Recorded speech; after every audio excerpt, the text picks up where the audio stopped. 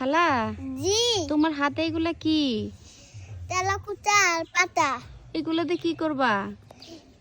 কুটুসেল বাফেল diabetes এগুলা বাদে রস খিলাম সিনে গেছিলাম ডাক্তার বললো যে এগুলা খাইলে নাকি সব দূর হয়ে যাবো ডায়াবেটিস।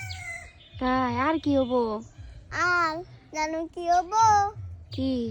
যাদের হজমের সমস্যা আছে এটা খাইলে দূর হবো, যাদের কিডনিতে পাথর আছে এটা দূর হবো, তাদের হইলো ওজন বেশি বাইরে গেছে এটা দূর হবো।